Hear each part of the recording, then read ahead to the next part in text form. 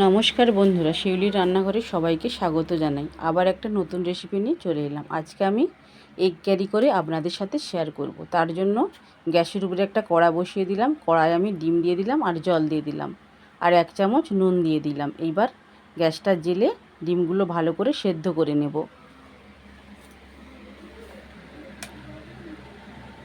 ঢাকনা দিয়ে দিলাম, ঢাকাতে ভালো করে সেদ্ধ করে নেব। ঢাকনা খুলে দেখে নিলাম ডিমগুলো সেদ্ধ হয়েছে কিনা। ডিমগুলো বেশ ভালো করে সেদ্ধ হয়ে গিয়েছে। এইবার আমি ডিমগুলো তুলে নেব। ডিমগুলো তুলে নিলাম। এইবার এর মধ্যে একটু ঠান্ডা জল দিয়ে ডিমের খোসাগুলো ছাড়িয়ে নেব।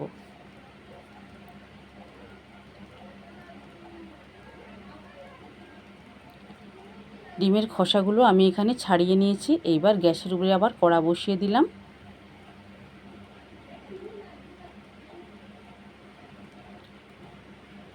কড়াইয়ে দিয়ে দিলাম কিছুটা পরিমাণে সাদা তেল। তেলটা বেশ ভালো করে গরম করে নেব।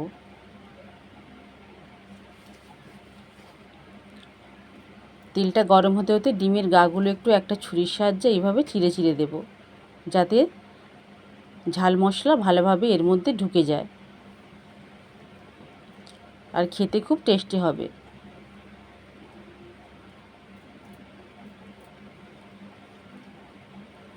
তেলটা বেশ ভালো করে গরম হয়ে গিয়েছে। এইবার ডিমগুলো দিয়ে ভালো করে ভেজে নেব। ডিমগুলো দিয়ে দিলাম। এইবার এর মধ্যে অল্প করে একটু হলুদ গুঁড়ো দিয়ে দেব আর দিয়ে দেব কাশ্মীরি রেড চিলি পাউডার, যাতে কালারটা ভালো আসে ডিমের মধ্যে। এইবার ভালো করে লাল লাল করে ভেজে নেব।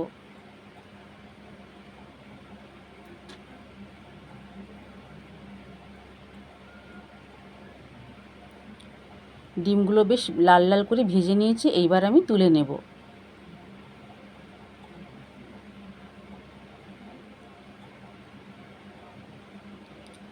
আমি এইভাবে লাল লাল করে ভেজে নিয়েছি।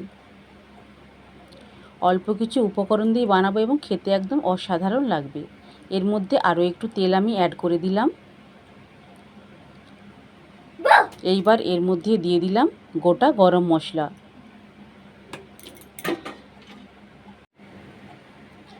ফোড়ন তো বেশ ভালো করে নিলাম।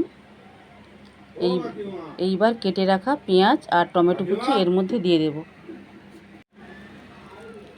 পেঁয়াজ কুচি একটু ভাজা ভাজা করে নিয়েছি। এইবার বেটে রাখা আদা রসুন বাটা এর মধ্যে দিয়ে দিলাম। দিয়ে আদা রসুন আর পেঁয়াজ টমেটো ভালো করে ভাজা ভাজা করে নেব।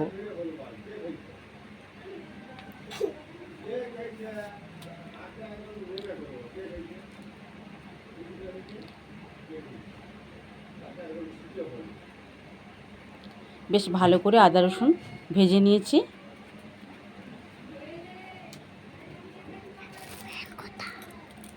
এইবার এর মধ্যে কিছু গুঁড়ো মশলা দিয়ে দেব।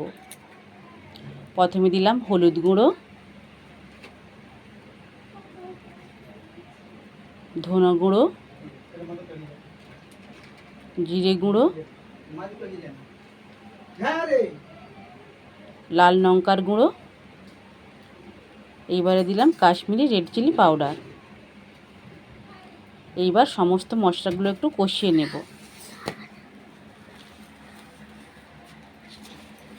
অল্প পরিমাণে একটু জল দিয়ে দেব, যাতে গুঁড়ো মশলাগুলো না পুড়ে যায়।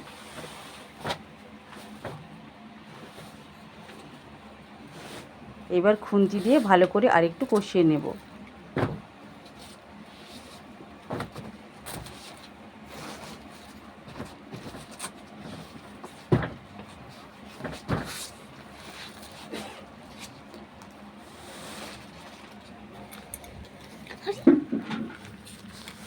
এইবার ভেজে রাখা ডিমগুলো এর মধ্যে দিয়ে একটু কষিয়ে নেব।